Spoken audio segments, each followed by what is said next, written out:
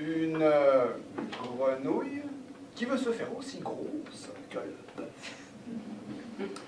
Une grenouille vit un bœuf qui lui sembla de belle taille. Elle, qui n'était pas grosse en tout comme un œuf, envieux, s'étend et s'enfle et se travaille pour égaler l'animal en grosseur, disant: regardez bien, ma sœur, dites-moi, est-ce assez? N'y suis-je point encore? Nenni. M'y voici donc. Point du tout. M'y voilà. Vous n'en approchez point. La chétive pécore s'enfla si bien qu'elle creva. Le monde est plein de gens qui ne sont pas plus sages. Tout bourgeois veut bâtir comme les grands seigneurs.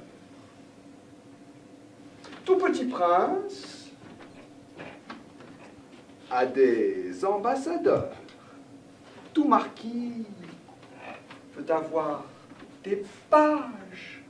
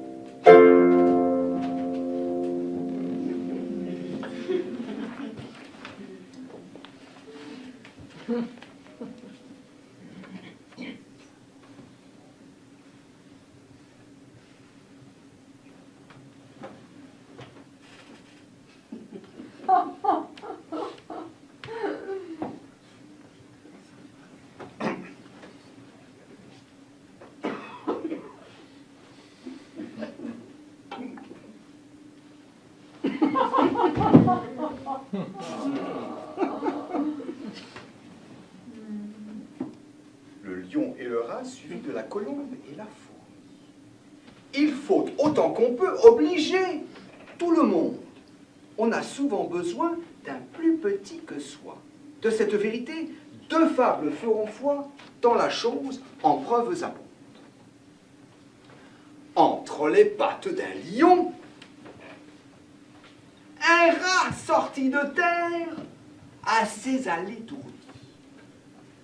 Le roi des animaux, en cette occasion, montra ce qu'il était et lui donna la vie. Ce bienfait ne fut pas perdu. Quelqu'un aurait-il jamais cru qu'un lion d'un rat eût affaire?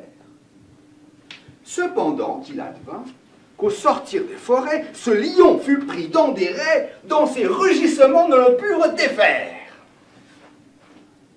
Sire Rat accourut et fit tant par ses dents qu'une maille rongée emporta tout le reste. Patience et longueur de temps font plus que force ni que rage.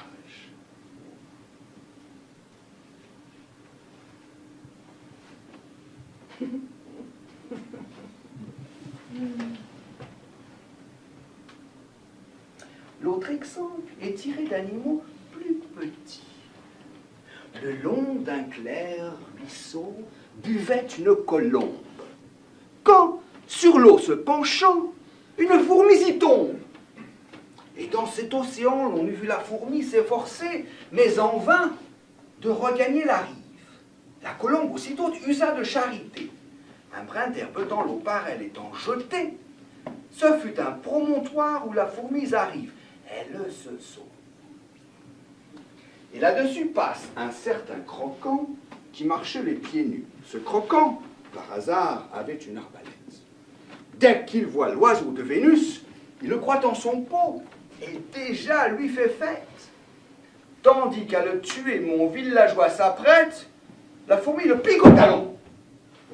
Le vilain retourne la tête. La colombe l'entend, part et tire de long. Le souper du croquant, avec elle s'envole. Point de pigeon pour une obole.